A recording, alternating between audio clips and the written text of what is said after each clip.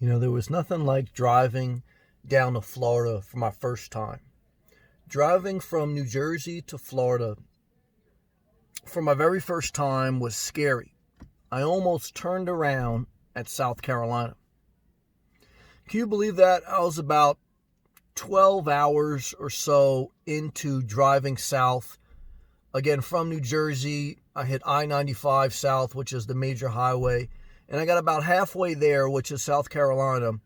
It was very late at night, and I was wore out and scared a little bit because I was by myself, and I don't know, it just felt like a never-ending road because when you get to South Carolina, in that stretch of the highway I-95, there's not a lot of lights on some of the highway, and it's like a never-ending road. And I drove straight through. I didn't take any breaks. And that's the first lesson I would share with you if you drive from New Jersey or New York area down to Florida, is that you want to make the trip in 2 days. Your first day, get to the end of North Carolina or the beginning of South Carolina. You can pull over at a rest area. There's a lot of all-night rest areas right off I-95. They're well lit, pretty safe. Or stop at a hotel. And then the following morning or whatever, you wake up and you do the other stretch, the other day down to Florida. And if you leave on a Friday night or whatever, or Saturday morning, you should get there by Monday. And I found that's the number one lesson is don't try to do it in one straight drive. Technically, you can. You can drive there from New Jersey to Florida in one day, and you can make it like a 24-hour period is what I mean. But again, you're going to be burnt out, and it's a little bit dangerous and stressful. What I learned as being a nomad and a traveler is take your time. Try not to be in a rush. Now, I was a little bit in a rush because I was on vacation at that time. I wasn't a nomad. I had a house in New Jersey. I was just on a winter vacation the first time. So I only had, like 7 days. So I wanted to make the most of my time. But split it up in 2 days, number one. Number two is I would say that, you have to learn that just because the Google Maps says it's a 16-hour trip, it's more like a 36-hour trip. Not just in regards to what I mentioned about making a pit stop halfway through, but you have to stop to get gas. You have to stop to eat, even if you bring your own food, to go to the bathroom. And so when we look for directions sometimes in Google, it's one thing if you're looking at a 45-minute trip, but when you're looking at a several-hour trip, that estimate on Google Maps is if you were driving straight through, not taking any bathroom breaks, no food breaks, no just getting outside to walk breaks. So that's not an accurate time measurement. Another tip that I would share to you, I think we're at number 3, is know the time of year, know the time of traffic. Washington, D.C. area in normal times, rush hour is completely congested and makes the trip very stressful. You really don't get to open, relaxed road until you get through Virginia into North Carolina. It's very congested in the Washington, D.C. area and even in Virginia there. And you have to get through that into, again, North Carolina. And then when you get South Carolina, Georgia, that's all pretty much an open stretch. And know that going in. Know when's going to be your squeeze points, okay? And try to time that so you're not in rush hour. Timing is everything. The time of the year, if you're going to be faced with snow. Because, again, there was a time where I left New Jersey to go down to Florida, and I left New Jersey and it was snowing. When I got down to South Florida, it was 80 degrees. So you are going to really shock your body, okay, within the course of a 24 to 48 hour period. You're going to go from 20-degree weather with snow possibly all the way to 80-degree weather and sunny. So, and opposite going back, right? Like when you drive back, you can go from 80 degrees hot to 20 degrees snowing. So it's a shock a shock to your physical body.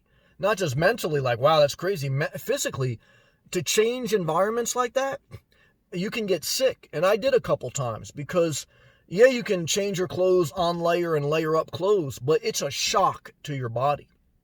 So know the time of year if you're traveling, especially in winter, because New Jersey or New York and Florida in the winter, they're completely different environments, different worlds.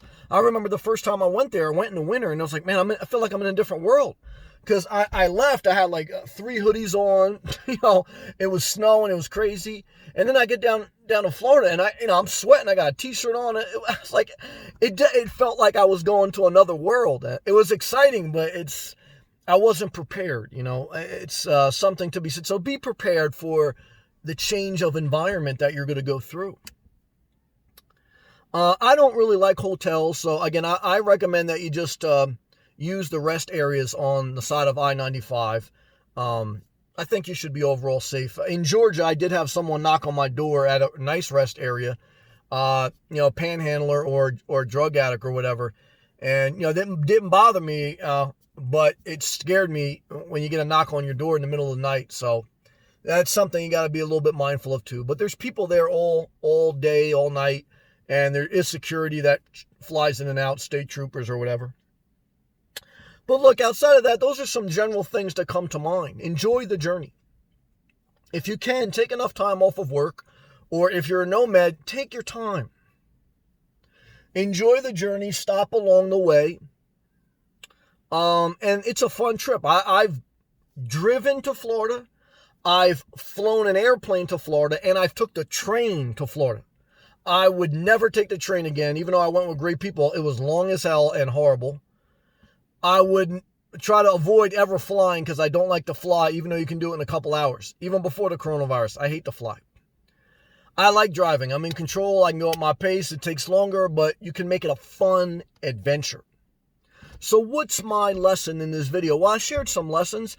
I shared some of my excitement. I can even feel it as I talk about it. As I get ready to do it, I'll be migrating south soon. Leaving, I came back up to New Jersey to visit my mother. I'll be going back down. And what I can tell you is it's exciting. It's fun. But it can be stressful if you try to do it in one day. It could be shocking if you don't plan for the change in temperature. And just realize that whatever Google Maps says is not an accurate time indicator because you have to take breaks for your food, for your bathroom, for getting out and stretching, etc. So have fun, drive safe.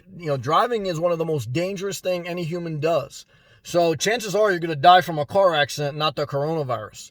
So, I don't mean to be grim, but wear your seatbelt, drive slowly, or, all that, stuff, and take your time, okay? Because driving is dangerous, but also fun. So enjoy it. The best part about it is if you do leave in the cold in a northern state and you get down to Florida in the winter, you drive in, and then you get to, when you enter Florida and it gets so warm, you can roll down your windows and roll down your sunroof. It's a magical thing within 24 hours that you go from freezing and you got your defroster on to now you're in sunny Florida and you got your sunroof down, Sade's on, music on, and it's magical. So, hopefully my video helped you in some way. Hopefully my videos do help you in some way. If you're not subscribed, click to subscribe. I make daily vlogs. I also go live daily. Click that blue join button if you'd like to be a member, get unlimited live access. Shout out to all my members. Thank you. I see you. I appreciate you. Click the thumbs up. Check out my playlist. I got a playlist about moving to Florida. I got a playlist about the nomad life. I got a playlist about living simple. I got a playlist about weight loss. I lost 200 pounds. And that's it, guys. Again, hopefully my videos help you in some way. I'll see you in the next one. Peace.